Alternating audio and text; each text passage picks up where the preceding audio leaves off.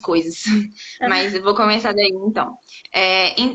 A fisiologia da mulher, né, é diferente do homem, porque justamente a gente tem o estrogênio. O estrogênio é um hormônio feminino, tá? Eu tinha falado masculino. Ele é um hormônio feminino, a gente tem a progesterona também. E o estrogênio, especificamente, ele ajuda no controle da pressão arterial, ele ajuda também a proteger, né, os vasos sanguíneos, ele tem uma ação positiva ali neles. Então, as mulheres têm uma tendência menor a ter doenças cardiovasculares antes, né, dos 45 anos. Tá. Isso é positivo pra gente, né? Por isso que, assim, a incidência realmente varia de uma forma bem brusca, né, dos homens para as mulheres por causa dessa proteção do estrogênio.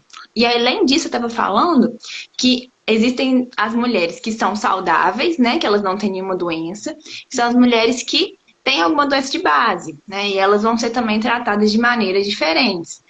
Falei da importância de se ter um clínico geral, tá? Sim, sim. Um clínico geral ou um ginecologista de confiança. O ginecologista, gente, o bom ginecologista, ele é um bom clínico geral também, tá? Então fica a seu critério, né? Eu puxo sardinha pro meu lado que eu quero fazer clínico geral.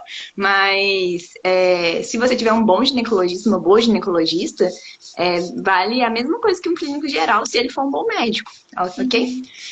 E aí, então, quais que são os exames, né? Quais que são as questões que a gente vê? A primeira coisa que eu falei pra vocês é que eu acho que essa parte o pessoal chegou a escutar. Que um médico, um bom médico, ele não é um pedidor de exames, né? Um bom médico é aquele que faz uma boa anamnese, um bom exame físico e que pede exames de maneira complementar àquilo que ele está investigando ali, né?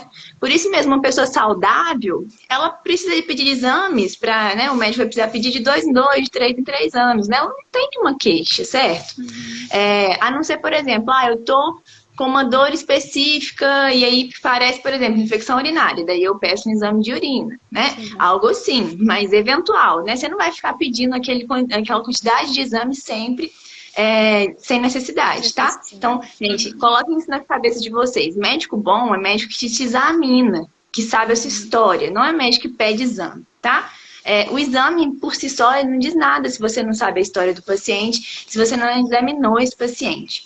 E eu queria falar para vocês, assim, para vocês terem uma noção, né? Para que serve cada tipo de exame que a gente pede, que às vezes vocês ficam um pouco perdidos, né? A gente tem das mulheres o Papa Nicolau, tem o exame de mama, né, que a gente faz no consultório, e tem a mamografia. A mamografia, para a população geral, gente, é só a partir dos 50 anos.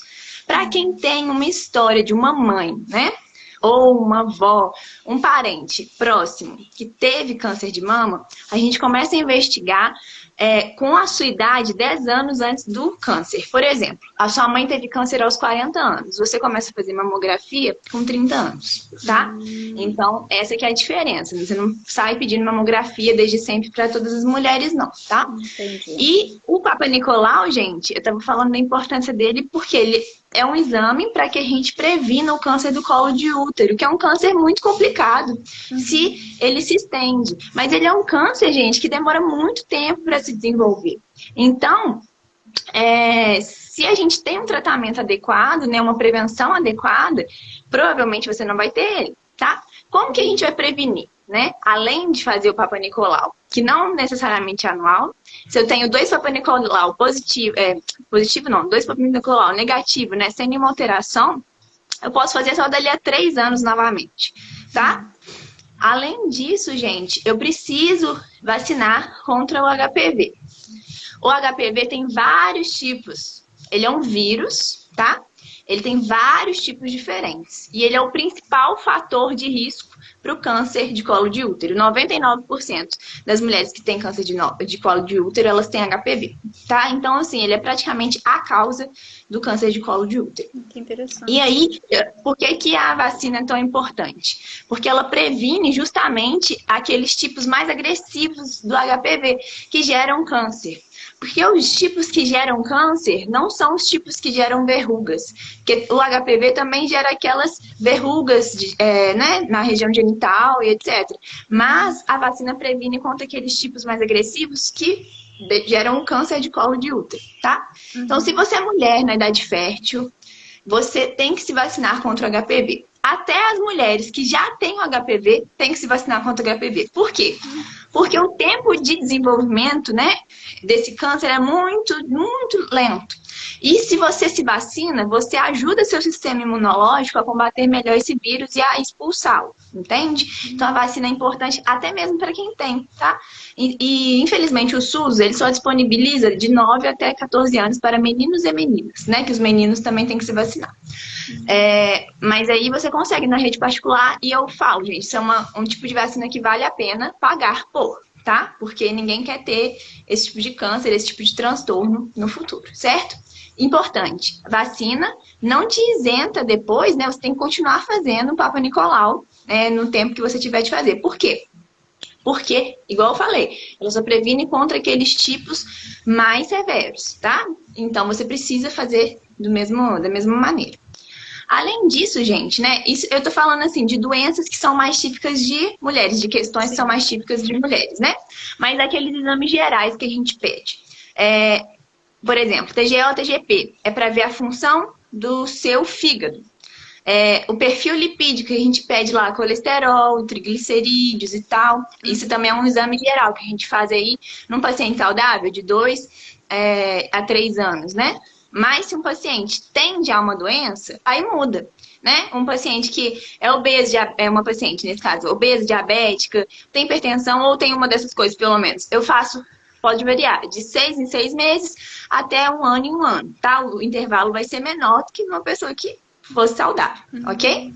Além disso, eu peço glicemia, no mínimo a glicemia de jejum, né, para verificar. Aí no paciente diabético é para controle, mas no paciente que não tem é para verificar se desenvolveu. No paciente diabético, a gente também geralmente pede a hemoglobina glicada, que é um tipo de exame que vê a quantidade de ligação que a hemoglobina, que a proteína que está no sangue, né? Ela se liga à glicose. Então, ela vê essa porcentagem. E já que a hemácia sobrevive aí de 2 a 3 meses, então a gente consegue ter um parâmetro mais assim, né? Se o paciente está realmente fazendo tratamento adequadamente. Sendo que a glicemia de jejum não dá esse parâmetro pra gente, já que ela é de um dia para o outro, né? Então, esse exame, né, ele vê com mais fidelidade se o paciente está fazendo o tratamento corretamente, tá? Ou então, né, se realmente ele desenvolveu ao longo do tempo por causa do paciente que não tinha o diagnóstico ainda de diabetes, certo? Além disso, tem outros exames que o médico te pede, ureia, creatinina. Isso é para ver a função dos rins. Para tireoide, TSH, T4 livre, tá? Então, gente, novamente, são exames que não é para pedir toda vez que você vai ao médico. Tá? Se você é uma pessoa saudável, seu médico, se ele for uma pessoa sensata, ele só vai pedir isso de 2 em 2, 3 em 3 anos, tá? A menos que você tenha uma história familiar forte ou alguma queixa que isso gira, tá? Agora, você tá lá, não, vim aqui só pra fazer exame de rotina, só pra consulta de rotina. Consulta de rotina não é igual a exame de rotina. Gente, pediu trocentos exames, não tem nada mais terrível que sobrecarregue o sistema, ainda mais se for no SUS, tá? Completamente desnecessário, ok? A não ser que o paciente realmente tenha indicação, um paciente que tem que ter controle, etc, que tem várias alguma coisa assim, né? Agora, um paciente saudável, não, eu vim aqui fazer um check-up. Gente, isso não existe. Novamente, vocês têm que colocar na cabeça. Médico bom não é médico que pede exame, tá? Médico bom é médico que pede exame caso haja uma queixa sugestiva de exame, ok? Então, tem mais uma coisa muito importante, né? Que perguntou quais os cuidados que toda mulher precisa ter. Sim. As infecções sexualmente transmissíveis, tá? As infecções sexualmente transmissíveis aqui no Brasil, elas estão voltando a crescer muito. E não só na faixa etária das mulheres jovens, principalmente na faixa etária das mulheres mais velhas, das idosas. Por quê? Tem muito aquele imaginário. eu não posso mais engravidar, logo eu não tenho mais que usar camisinha. Mas isso é completamente equivocado, porque a camisinha não serve simplesmente para não engravidar. A camisinha serve para evitar a transmissão de doenças sexualmente transmissíveis, tá?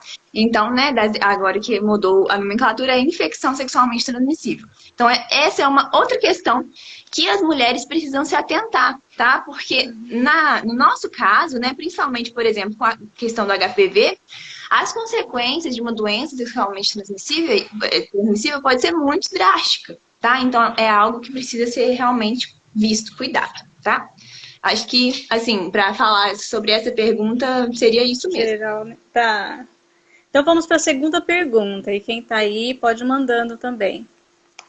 Quais as principais doenças relacionadas só às mulheres e quais os sintomas que precisam ser observados? Então, quais as principais doenças que são só direcionadas às mulheres? E como que nós, mulheres, podemos, então, observar os sintomas, né? Coisas que no nosso dia a dia, o que a gente pode ver e falar, tem alguma coisa errada aí. Olha, nas mulheres, existem alguns tipos de doenças que são mais comuns. As doenças que são ginecológicas, né? E as doenças que estão mais relacionadas ao humor. Não que os homens não tenham essas doenças, tá? Essas doenças não são exclusivas das mulheres. Agora, as ginecológicas, sim, né? Porque só as mulheres que têm essa questão. E aí, no caso das doenças ginecológicas, gente, isso é um tipo de queixa que é muito, muito, muito, muito comum. E que as pessoas acham que é normal. Por exemplo, dor ao ato sexual. Não é normal, gente. Dor ao ato sexual não é normal, tá? Uma cólica que é excruciante, que você tem... Toda vez que você menstrua, você quase morre. Não é normal, tá? Esse tipo de um corrimento que tem um cheiro horrível, ou que tem uma cor esquisita, ou que te faz sentir muita dor, ou que coça muito, não é normal, tá? Então, nada disso é normal. A gente precisa observar esses sinais e saber como que o nosso corpo funciona normalmente, para que quando ele venha a alterar, a gente saiba, né? E também são muito comuns, né? E tem até uma pergunta aqui na frente das doenças psicossomáticas, né? Elas são muito comuns nas mulheres também, né? Que estão mais relacionadas, assim, ao humor, a mesmo desordens emocionais, psiquiátricas, são comuns às mulheres. Não quer dizer que são exclusivas, né? As ginecológicas são exclusivas, tá? Então, seria isso, gente, né? Principalmente relacionado mesmo a alteração da região ali genital. Não pode, gente, sentir dor nessa região não é normal, tá? Então, isso assim, é o principal. Dor não é normal. Ah, mas é porque eu menstruo, parece que eu quase morro, não consigo. Você tem que ver se você tem alguma doença de base, tá? Existem algumas doenças que podem causar essa dor excessiva, né, durante a menstruação. E também outras, né, que causam a dispareunia, que é a dor ao ato sexual, tá? Então, isso não é normal. O corrimento, né, diferente, com cores diferentes, também não é normal. Eu vou até, falando disso, eu vou até falar sobre os tipos de corrimento que são normais, de uma vez, né? Só para poder fechar isso, para depois não ter que voltar. O que acontece, gente? A vagina, né, ela não tem corrimento. Ela tem uma secreção natural, que é, geralmente, com um odor muito suave, tá? Ou então um pouquinho, assim, forte, mas nada que incomode. Geralmente ela é bem clara, tá? Translúcida, parece um gelzinho, tá? Parece um gelzinho bem claro. É isso. Essa secreção é natural, ela serve para proteger a nossa vagina e lubrificá-la, tá? E a vagina, gente, é o canal interior, tá? A vulva é a parte externa. E uma das últimas perguntas, eu vou até fazer essa diferenciação pra gente entender uma coisa.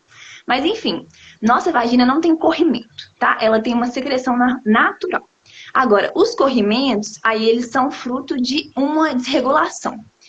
Quais que são os mais comuns? A cândida, né? A candidíase, quem nunca ouviu falar, às vezes quem nunca teve, né? E a vaginose bacteriana.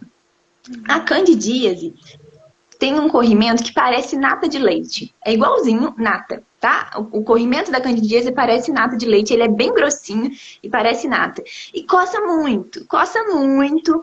Pode dar um cheirinho, mas não é aquele cheiro forte, não. Pode dar um cheiro desconfortável, que você sabe que é um cheiro não normal, tá? Mas não é um cheiro insuportável. O que dá um cheiro insuportável é a vaginose bacteriana, que dá aquele cheiro, né, de peixe, assim, aquele odor muito fétido. Uhum. E aí, gente, também dá uma secreção, que geralmente, ali, no caso da vaginose, ele é bem branquinho, bem esbranquiçado. Tem também a tricomoníase, que aí no caso vai ser um corrimento mais amarelado. Na tricomoníase, gente, é muito, muito importante a diferenciação aqui, que ela dá dor ao ato sexual, dá aquela dispareunia que eu estava comentando. Tá? Então a tricomoníase dá esse corrimento mais amarelado e dor ao ato sexual. E também, por exemplo, tem a gonorreia. A gonorreia, ela faz pingar corrimento, tá? Muito, muito, muito corrimento. É muito abundante. E a dor da gonorreia, geralmente, está associada ao ato miccional, tá? Quando você vai fazer xixi, você sente dor. No caso da gonorreia, tá? Então, olha só como que é importante, né? Perceber Você entender... né? Os sintomas, porque é assim que a gente faz medicina, gente. Uhum. Você precisa ver os sintomas, os sinais. Você não, é a vaginose, aí eu vou ter que sempre pedir um exame, poder saber. O corrimento é típico, tá? Uhum. O corrimento de cândida, gente, é típico de cândida, tá? Então você vai bater, olhar e falar, é isso, entende? Então, essas que são as diferenças. Então, se você tá com um corrimento diferente, ou então, né, quais que são os sinais? Ficou mais espesso, ficou com um odor desagradável, está coçando, deu dor no ato sexual, dor na hora de urinar. Tudo isso é sinal de que esse corrimento é patológico, né? Que ele é sinal de doença, tá? Então, ele precisa ser tratado, ok? Isso. No caso, gente, da cândida, por exemplo, geralmente é um desequilíbrio ali da nossa própria microbiota, né? Que a cândida, gente, ela está no nosso corpo. O nosso corpo inteiro tem cândida, que é um fungo, tá? E o nosso corpo todo também tem bactérias. Então, geralmente, o que acontece? Você acabou de tratar com antibiótico, porque você estava com uma infecção qualquer de garganta, né? Vamos supor. Você tratou com antibiótico e aí, depois de um tempo, você ficou com cândida. Qual que é a relação, né? A nossa microbiota, ela é sempre harmônica, certo? Ela tem que ser harmônica para tudo correr certinho. Quando você vem com antibiótico, aí você vai e mata todas as bactérias, ou mata muitas bactérias. E aí o que acontece? O fungo se prolifera, faz a festa. Então, a cândida, que deveria ser controlada, né? Uma controla a outra. Então, um que tem que ser controlado pelo outro, acaba fazendo o quê? Descompensando. E aí você tem o quadro de candidíase. Mas a Candida albicans é um fungo que é normal da microbiota, tá? Tem muita gente que acha que eu tenho que destruir a Cândida, tomar, não sei o quê, porque a Cândida é necessariamente patológica. Não, tá? A Cândida é normal, mas essa desregulação que acontece por algum motivo, até por estresse, gera isso, ok? Pode fazer a próxima. Eu vou fazer uma pergunta aqui. Eu acho que eu vou pular essa daqui. Vamos falar, já que nós falamos um pouquinho do corrimento, que é normal, que não é. Falar do sabonete íntimo aí. Pode ser? Tava na sequência, né? Pra gente, já que nós estamos tratando os homens aí, vocês... Esperem um pouquinho essa parte, mas é só para completar, né? Finalizar essa parte, então. Já que nós temos, então, né? Falamos um pouco sobre corrimento. Fale um pouquinho sobre o sabonete íntimo e por que ele não deve ser usado. A pergunta é esta. Tá. Então, a pergunta, ela tem um mito, na verdade, né? Porque o sabonete íntimo, ele não deve ser usado na vagina, né? Ele tem que ser usado na vulva. Por quê? A gente tem um erro muito comum de chamar a vagina de vulva e a vulva de vagina, gente. O sabonete íntimo serve para vulva. A vagina é autolimpa, tá? A vagina é o canal, né, pelo qual ocorre o ato sexual e pelo qual sai o bebê, tá? Isso é a vagina. Agora, a vulva é a parte externa, que tem os grandes lábios, os pequenos lábios, o clítoris. Esse lugar, gente, ele pode ser lavado com sabão e água, tá? E o sabão, preferencialmente, tem que ser líquido e ele tem que ser ou com pH neutro ou com pH ácido. Por quê? O pH neutro, ele vai ajudar a não descompensar nem para um lado nem para o outro, porque neutro é tipo água, né? Agora, o ácido, ele ajuda porque a nossa própria região, a vagina, ela é ácida, tá? Então, aí você não desregula. Eu, particularmente, uso sabonete íntimo, mas eu não uso na vagina, eu uso na vulva. Então, essa que é a grande questão. Claro. Muita gente, há uns anos, né, tinha aquele imaginário, eu tenho que lavar a minha vagina. Gente, a vagina não pode ser lavada, tá? Então, a gente precisa ter isso em mente. Você pode, sim, lavar sua vagina com sabão, tem que ser neutro, né? Líquido, neutro ou ácido. Gente, por que tem que ser líquido, né? Sabão em barra, ele não consegue chegar num pH neutro nem ácido. Isso é química, tá? Então, o sabão de barra não serve para a região da vulva, tá? Então, você vai ter que usar um sabonete líquido, ou né, neutro, ou então ácido. Ou então só água, tá? Tem gente que se adapta a usar só água.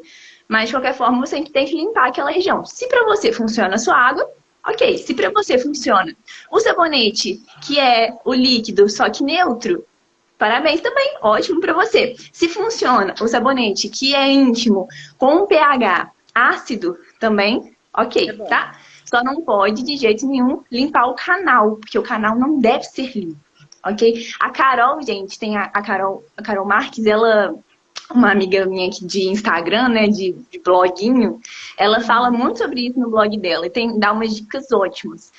Uma coisa que você pode utilizar na sua vagina quando você, dentro, né? Que você, assim, tiver com alguma questão específica, é óleo de coco.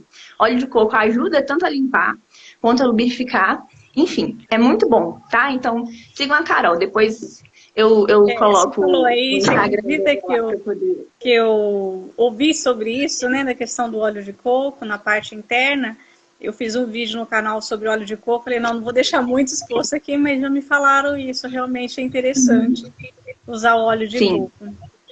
É o natural, né? Assim, puro, sem parafina, sem nada. Só o óleo mesmo. Óleo natural. Eu vou fazer uma pergunta que a Lorena, que está assistindo aqui, fez.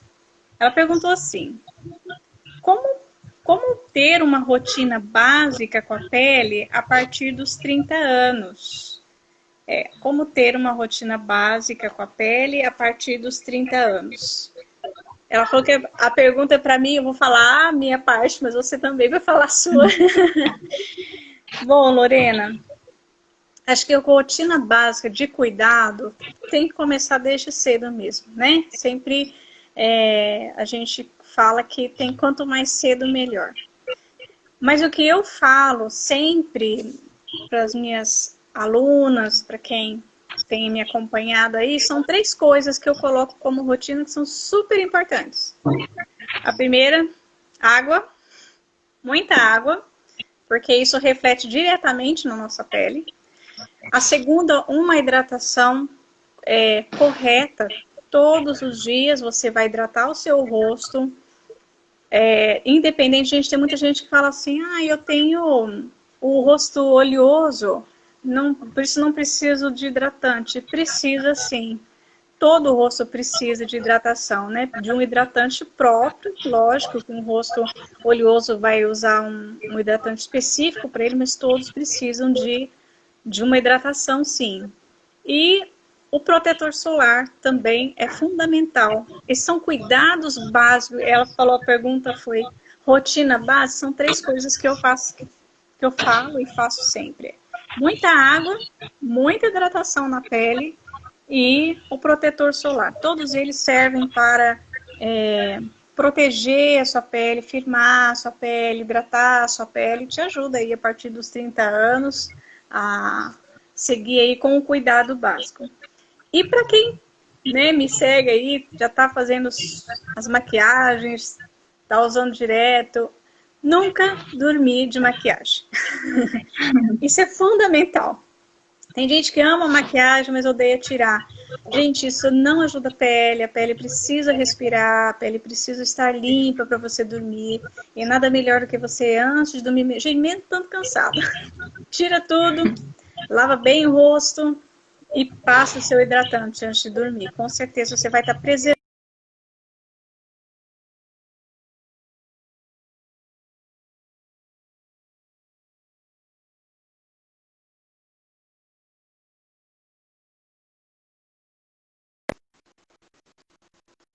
eu falei, e aí, o que você complementa na sua parte? Sobre esses cuidados, né, da pele a partir dos 30 anos. Então, acho legal a gente conversar por quê, né, que a gente tem que fazer isso. A nossa pele, ela vai perdendo hidratação, né? O que é a hidratação na nossa pele? Entre as nossas células da pele existe um espaço, né? E esse espaço é preenchido por alguma coisa, principalmente por ácido hialurônico, que é uma aguinha com algumas outras coisas mais. E tem muitos hidratantes no mercado, inclusive, que são a base de ácido hialurônico. E como que o hidratante entra dentro da nossa pele, né? Ele faz. Isso aí, gente, isso não é medicina, tá? Isso é tudo química. Ele é uma emulsão. Então, ele faz com que a penetração ocorra, né? Porque ele é um óleo misturado ali que ele consegue entrar dentro da pele por conta das propriedades que a nossa pele tem e que ele tem, né? E aí ele forma lá as micelas dele, consegue penetrar. Mas isso não é permanente, né? É algo temporário. Tanto que tem aqueles cremes que você passa e fala, nossa, tipo, rejuvenesci 10 anos agora, né? E depois que você tira, passa tudo. Porque o efeito é temporário, né? Infelizmente, assim, pra gente poder preencher só mesmo com aqueles preenchimentos que as pessoas estão fazendo já de ácido hialurônico, que também tem tempo limitado, né? Porque, gente, como é uma coisa que o próprio corpo produz, é algo natural, isso vai se perdendo, né? Os bebês, gente, eles são pura água. Os bebês são gordinhos, fofinhos, né? E eles são cheios de água. Aí, quando a gente vai crescendo, a gente vai perdendo a água, né? Até que a nossa pele vai ficando menos elástica, vai ficando cheia de rugas. Isso tudo, gente, é perda de água. Então, quando a gente brinca, né? Mantenha-se hidratado, não sei o quê, por causa da pele. É por isso, gente, né? A gente tá perdendo água ao longo da vida. É muito importante a hidratação. Você precisa, né, beber pelo menos aí os seus 2 litros de água por dia. É uma média, né? Existe um cálculo que a gente faz, mas assim, uma média de 2 litros de água por dia para ajudar. E também ter esse cuidado que a Sara falou, né? Justamente para poder hidratar. E o caso da proteção solar, gente, para evitar o fotoenvelhecimento, né? O envelhecimento do sol causa a nossa pele. E não precisa ser, uma pergunta que me fizeram quando eu fiz um vídeo no blog sobre isso. Não precisa ser protetor solar fator 60 mil, não. Contar um segredo para vocês, gente. A partir do 15, eles vão proteger. O 15 protege, salvo engano, 93% dos raios ultravioleta. Ultravioleta A. É praticamente remédio. Depois, bem pequenininha a diferença, tá? E olha o que acontece. Quanto mais você aumenta o fator, mais você aumenta muitos produtos químicos também, aditivos. Sim. Que a gente querendo ou não, gente, tem muita substância ali que é absorvida pela pele, que não é uma substância muito legal, né? E a nossa pele absorve e coloca para dentro do organismo.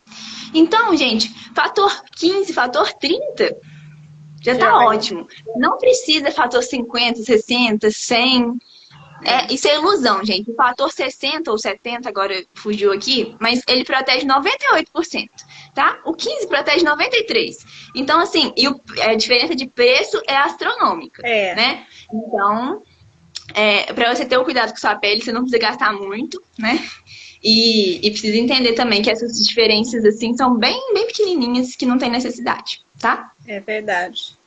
É verdade, eu falo muito isso nos meus cursos. A gente não precisa gastar muito, mas precisa ter uma rotina de cuidado, né? Eu não preciso ter um creme muito caro, mas eu preciso ter um creme para hidratar todo dia.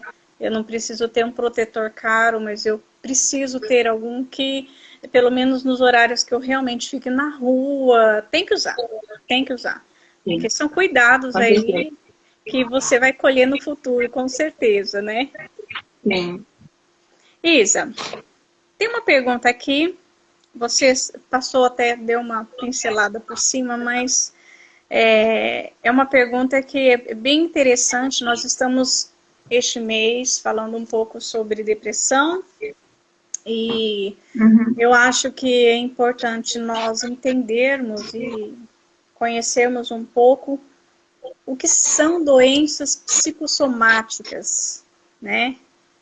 falando esse mês aí um pouco sobre autocuidado, como perceber isso, o que é isso, né? O que são essas doenças psicossomáticas? Falou. Então, gente, as doenças psicossomáticas, estava comentando com vocês, né? Elas são doenças não exclusivas, mas muito comuns às mulheres, né? Estão muito relacionadas à parte emocional, né? Também à parte psiquiátrica. E a gente tem aquilo que a gente chama de somatização. É quando o sintoma, que na verdade ele só é psíquico, ele evolui para o nosso corpo. E aí a gente somatiza. Parece que é algo orgânico, mas que na realidade tem um fundo emocional. Uhum. E isso é muito negligenciado, né? Tanto pela medicina quanto pelas pessoas. Mas uma coisa que eu já falei aqui, quando eu falei da fibromialgia, né? Uhum. Toda dor é real, porque no nosso cérebro a expressão da dor é muito similar. Tanto a dor que é física, né? Quanto a dor emocional, a dor psíquica. Claro que não são exatamente as mesmas áreas do cérebro que são ativadas, né, nesse momento de dor, mas sim são ativadas. E eu vou contar para vocês uma coisa, para vocês entenderem como que isso é real. Os medicamentos opioides, que acho que todo mundo já ouviu falar, tipo morfina, eles são conhecidos como os medicamentos que são super, né, para poder combater a dor. Você sabe por que que os opioides são tão fortes assim? Porque eles, além do componente físico, eles atuam no componente emocional da dor. Então, quando você toma um opioide e você fica assim, bem demais, é porque justamente ele atua em duas partes da dor, né? Que a gente sabe isso já, né? Que a dor não tem apenas um componente. Existem vários tipos de dor diferentes. E elas são todas sentidas. Não tem isso de dor psicológica no sentido de, você não tá sentindo essa dor. Gente, toda dor é sentida, tá? Toda dor tem expressão no cérebro. Inclusive, a dor psicológica, ela pode dar sintomas físicos. A gente tem uma doença que já tem estudos sobre, é uma doença que afeta muitas mulheres, inclusive, que é a fibromialgia. O paciente tem pontos específicos de dor no corpo, tá? A gente tem que apertar aqueles pontinhos ali, e o paciente, ele tem aqueles pontos de dor. É uma doença que está muito relacionada a esse componente psicossomático, porque está relacionada a uma diminuição do limiar da dor. O que é isso, né? Para a gente sentir dor, a gente precisa ter um estímulo. E a gente chama isso de tudo ou nada. Gente, eu falando de neurofisiologia, a coisa mais assim, né? Enfim, gente, eu sou uma negação, mas estou tentando, tá? Mas enfim, a gente tem um princípio do tudo ou nada, certo? E aí, para você sentir dor, você precisa ultrapassar ou chegar nesse limite para que você sinta o disparo. A cosquinha, por exemplo, ela é uma dor que não atingiu o limiar da dor. Então, você sente a cosquinha, ela é uma dor que não atingiu o limiar da dor, tá? E aí, o limiar da dor, gente, para pessoas, por exemplo, com fibromialgia, é um pouco mais baixo. Para pessoas que, por exemplo, estejam com uma doença psicossomática, o limiar passa a ser mais baixo. Por exemplo, uma doença, uma depressão crônica, ela pode diminuir também o limiar da dor. A pessoa pode sentir dor com estímulos não dolorosos, que é isso que acontece, certo? A pessoa passa a sentir dor com estímulos que não são de dor, tá? Então, gente, a doença psicossomática é uma doença extremamente complexa, né? Porque é quando a nossa psique, né, o nosso emocional, o nosso componente psicológico, ele atua mudando o nosso soma, né, que é o nosso organismo. Então é isso que acontece, né? Quando o psique muda o soma, o organismo. E isso é real? É real. Acho que quase todo mundo já deve ter passado por isso. Antes de fazer alguma coisa muito importante, né? Uma prova muito importante, alguma coisa assim, você ter uma altura ali do seu intestino, ficar com o intestino todo desregulado, né? Com diarreia ou com constipação. Por quê? Porque justamente é isso que aconteceu, né? É uma coisa psicossomática. Por conta daquilo que você estava, né, vivendo ali, o seu sofrimento psíquico causou um sofrimento no seu soma, no seu organismo, né? E isso é muito comum, isso acontece, tá? Cada dia mais a medicina tem mostrado que o nosso corpo, ele têm esses componentes e que eles conversam entre si, estão muito relacionados, sim. O intestino, falei dele, gente. O intestino, então, é o segundo cérebro em questão disso. Tem gente que chama, e a gente fala até que ele é o primeiro cérebro, porque ele veio antes, né, na evolução, e porque também ele tem tanta inervação aquele lugar, gente, tanta inervação. Então, dita muito, sim, tá? O seu psicológico dita muito no seu corpo, tá muito relacionado. E as doenças psicossomáticas, apesar de serem negligenciadas, né, pelas pessoas e muitas vezes, infelizmente, por profissionais da saúde também, elas são reais, tá? Então, é isso que eu quero falar pra vocês, assim, a doença psicossomática, ela inclui várias doenças, né? Ela é um conceito, não é uma doença. É um conceito daquilo que acontece com várias doenças diferentes. E a gente precisa procurar ajuda, oferecer ajuda a esse paciente de qualquer forma, porque esse paciente também tem dor, né? Ele também tem uma questão a ser resolvida e não pode ser negligenciado só porque as pessoas falam, isso é coisa da cabeça dele. Não, qualquer dor é sentida, como qualquer outra. E no caso, Isa, nessa pergunta aí mesmo, a pessoa chegou lá no consultório, está sentindo dor no corpo, enfim, uma dor de cabeça crônica, uma dor assim, e o médico descobre, então, que é algo psicossomático. São somas de coisas, das emoções dela, das situações que ela está passando, que está gerando essa dor. Ela segue com o tratamento com o médico ou precisa de uma ajuda fora para trabalhar emoções, alguma coisa assim? Gente, eu digo isso para todo mundo com muita tranquilidade. Todo mundo precisa de ajuda psicológica. Digo com tranquilidade. Não tem um ser humano no planeta Terra que não precise de ajuda psicológica, gente. Ir ao psicólogo, né, ter ajuda com um profissional é essencial para o nosso bem-estar, né?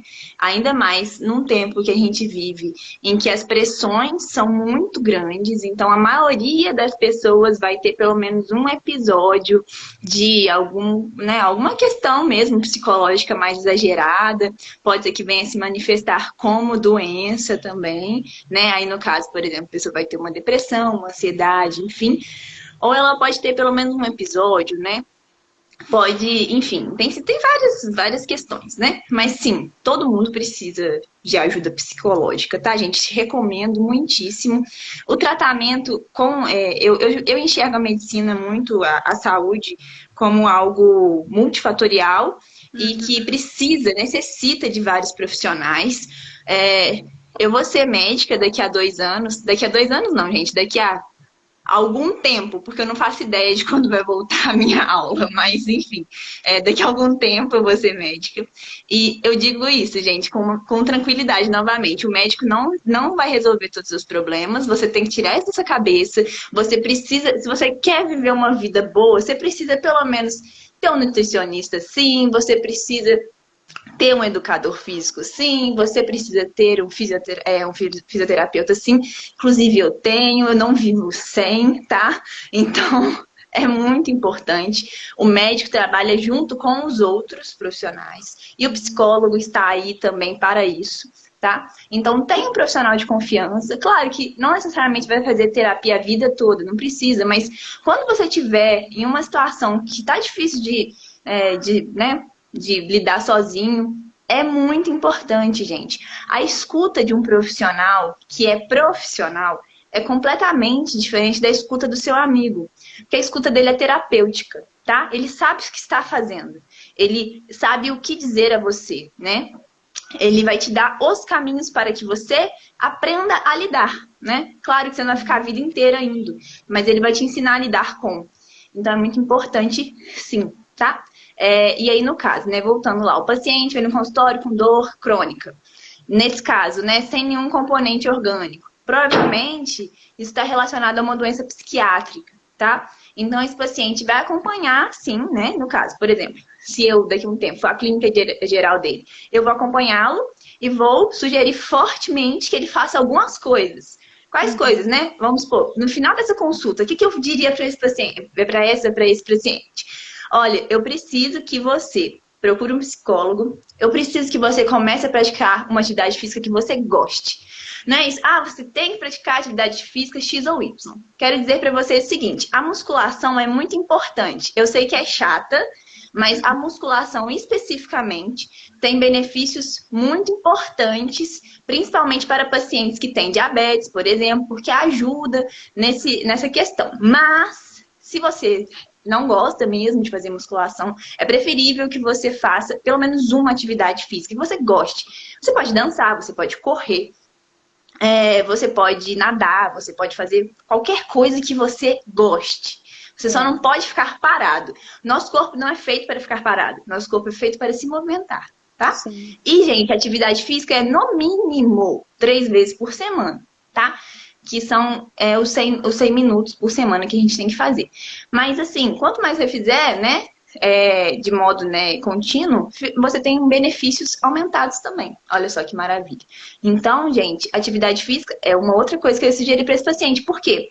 Porque como o diagnóstico, provavelmente assim, colocando pelo mais comum, talvez seria uma depressão e tal, a atividade física ajuda até nisso também, porque ela produz um tipo de neurotransmissor, de hormônio ali, que vai ajudar a melhorar o quadro, né, desse paciente que tem um humor deprimido, tá? Uhum. Outra coisa, faça uma coisa que você goste, né? Encontre um hobby, alguma coisa assim. Faça uma coisa que você gosta. Pode ser ler, pode ser, sei lá, sair para algum lugar específico, conversar com seus amigos, qualquer coisa. Isso parece banal, gente, mas o banal tem que ser dito também, tá? Então, essas coisas assim, é cuidar da saúde como um todo do paciente. Que não é só, vem aqui, vou prescrever o antidepressivo, aí daqui a 2 meses você volta. Não, gente, isso não resolve nada. E isso gera pacientes que tomam antidepressivo 20 anos e que não tem nenhuma melhora do quadro. Claro que existem pacientes que são refratários. Eles têm dificuldade realmente o organismo deles tem uma dificuldade de produção dos neurotransmissores, etc. Mas não é só isso. Você vê um paciente sem melhora clínica. É um paciente que faz tratamento, mas que não tem melhora clínica, né? Porque eu preciso da melhora. Tudo bem, ele tá tomando um antidepressivo há muito tempo, não conseguimos tirar porque volta os sintomas, ok. Mas agora ele tá tomando antidepressivo e tem sintoma ainda? Gente, tem uma coisa muito errada, né? Então, uma coisa que é importante na depressão é a alimentação, por exemplo, né? Existem alguns alimentos que ajudam na produção de serotonina, né? Que fornecem serotonina. Então, assim, às vezes o paciente está precisando disso. Só que você se o médico só enxerga o paciente, né? Daquele jeito ali, tem que prescrever. Esse paciente, coitado, nunca vai conseguir realmente ter a saúde dele restabelecida, né? A dor dele diminuída. Então, seria isso. Que eu falaria pro meu paciente, falaria muitas coisas. É interessante quando nós falamos você falou aí, né, questões emocionais, como é importante a gente ter esse autocuidado. Eu tenho falado muito isso. Ter tempo para você, fazendo exercício, conversando com os amigos, como é importante isso para o nosso psique, né, para nossas emoções, como isso é importante. E não tem jeito, reflete automaticamente no nosso corpo. Você vai ficando quanto mais tenso, né, sentindo dores onde não tem, justamente por causa disso. Você precisa ter um tempo para você, né, para se cuidar. Vamos então... já a pergunta é sobre isso. Você falou um pouquinho, mas vamos completar. Qual é a importância do autocuidado? Então, gente, a importância do autocuidado, eu vou resumir para vocês, tá? Vou falar de modo resumido, porque eu acho que a gente já falou muitas coisas. É viver com qualidade de vida, certo? É viver a vida com qualidade e não procurar simplesmente sobreviver mais tempo, tá? Sobreviver mais tempo, gente, do ponto de vista de qualidade de vida, pode ser insignificante. Se você tiver uma vida longa, mas uma vida sem qualidade, talvez seja muito pior do que uma vida mais curta, mas com qualidade de vida. Por que eu digo isso? Porque a gente não sabe quando a gente vai morrer, né? Assim, sendo bem sinceros, né? A gente não tem controle disso. Você tá sujeito a várias coisas. você está sujeito a tanto um infarto fulminante quanto a um acidente, né? Quem sabe, né? Aí o pessoal fala, ah, tá vendo, cuidava tanto da saúde, mas aí morreu como é que fala? Morreu de infarto ou morreu de acidente. Bom, que bom que a pessoa cuidava da saúde, porque não era para viver mais. Gente, Sim. cuidar da saúde não é para viver mais, tire isso da cabeça. Cuidar da saúde é para viver bem, tá? Você tem benefícios no presente cuidando da sua saúde, tá? Sim. Não é o futuro que te preocupa. Você tem que prestar atenção. Olha, eu me cuido hoje para viver bem hoje. Eu faço atividade física hoje. Não é porque eu quero viver mais. É porque é gostoso, me deixa com mais disposição para fazer as coisas no meu dia, me deixa com mais mobilidade. E provavelmente no futuro, se eu viver muito, vai me ajudar, porque eu não vou ser aquele idoso que não vai conseguir se locomover. Tá vendo? É o que dizem, o mindset, né? O pensamento tem que mudar, gente, tá? Sim. Então, o autocuidado é para viver com qualidade de vida e não para viver mais. Eu sempre digo isso. Vai virar meu bordão, mas é verdade. Sabe? Gente, eu nunca falei para um paciente, você tem que parar de fumar porque aí você viver mais. Eu sempre falo, olha, você tem que parar de fumar para você viver bem a vida que você pode ter. Sabe? Porque senão você vai viver o mesmo tempo. Você vai viver o mesmo tempo que você viver. Mas você vai viver com uma péssima qualidade de vida. Certo? Então, essa que é a diferença. É verdade. É bem interessante isso, porque você falou um pouquinho sobre exercícios, né? Raquel, toma aí. Raquel acabou de falar sobre isso. Eu comecei tarde a pensar em exercício. Eu comecei com 38 anos, pensando em fazer exercícios mais de rotina, de academia, quando eu entendi que eu precisava fortalecer o meu corpo para a velhice. Eu precisava ter, né, além daquilo que eu precisava naquele momento, ter disposição para fazer as coisas, porque realmente exercício físico muda a mente da gente. Você descansa, você cansa o seu físico, mas a mente é outra coisa. A gente também sente na hora o seu corpo responder aquilo, né? Como interessante isso. E aí, infelizmente, eu comecei muito tarde, mas felizmente eu comecei a ter uma rotina de exercício físico, né? E como isso ajudou muito, muito, muito a minha saúde. E é interessante isso, porque você também vai descobrindo que exercício é bom para o seu corpo, para aquilo que você precisa, né?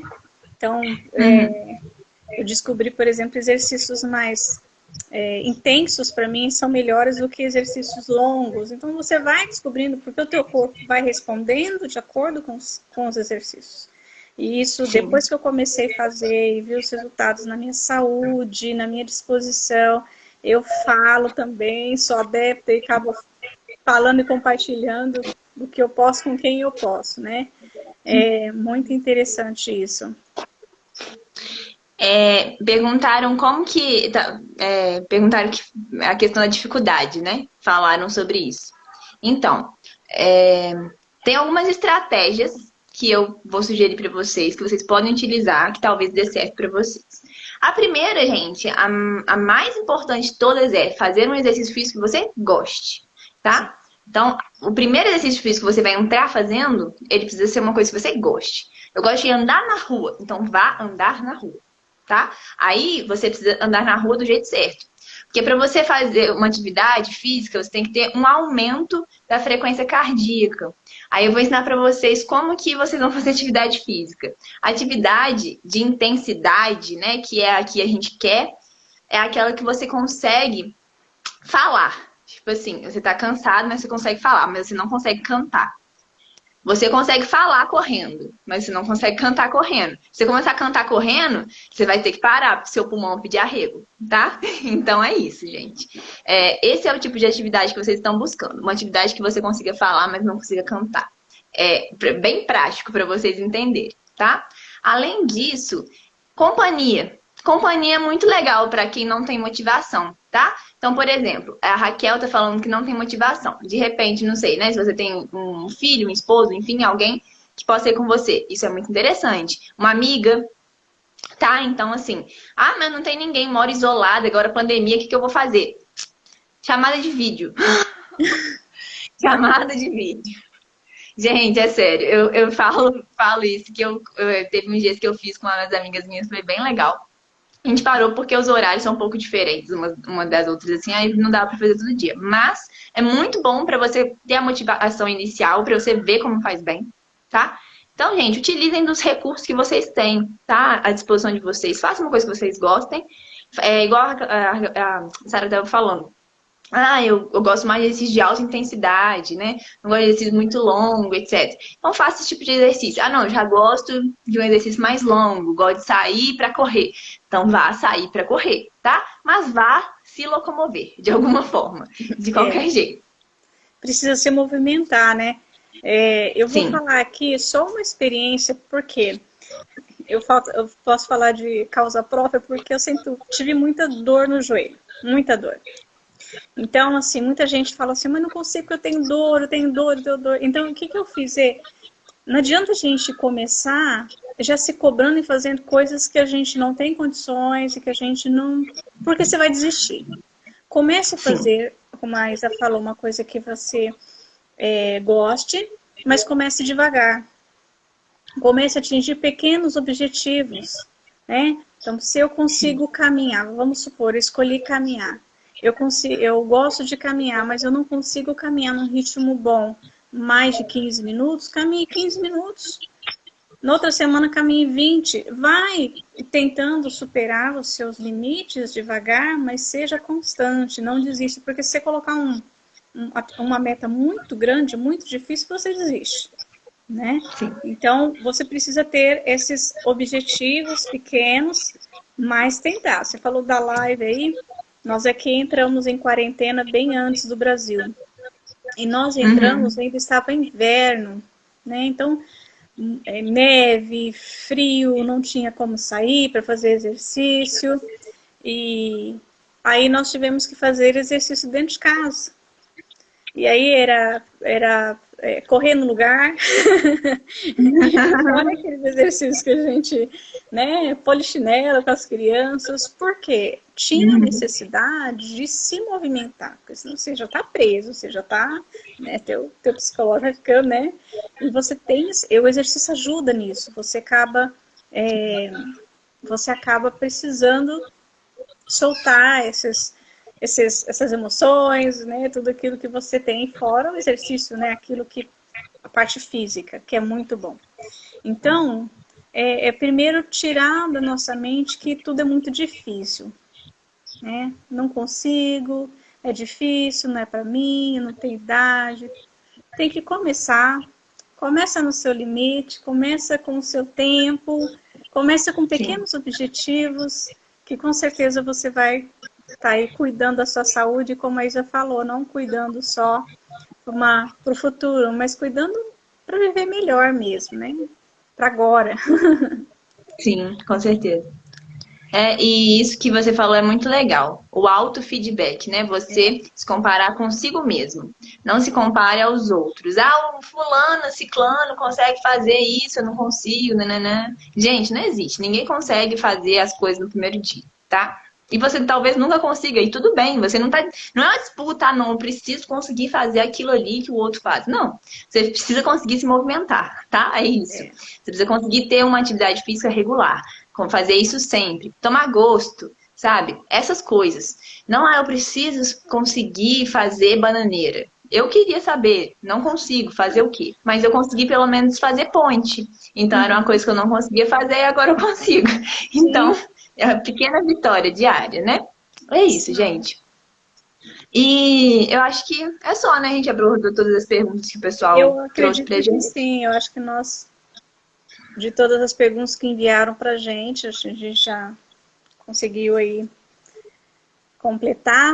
Se tem mais alguém aí, nós temos mais alguns minutinhos, se quiser fazer alguma pergunta. Enquanto isso, eu já quero agradecer a Isa. Eu que Esse é um agradeço nicho que eu me também. propus a falar um pouco sobre autocuidado. É um pouco do trabalho que eu faço nos projetos, mas também é importante, né? A gente está conversando sobre isso. Hoje, aqui cuidando da parte da saúde da mulher. E no fim desse mês aí, eu vou estar falando com a doutora Sueli, a psicóloga, e nós vamos falar um pouquinho também sobre saúde emocional. Ó, já está andando aqui, ó. Está acabando o tempo, nós temos 20 segundos. Isa, pode agradecer aí, nós já vamos estar encerrando. Gente, muito obrigada pela oportunidade, gostei muito, tá? Muito obrigada, Sara, pelo convite. E eu espero que tenha sido proveitoso para vocês, como foi para mim, tá? Agradeço muito. Obrigada a todo mundo, já está encerrando.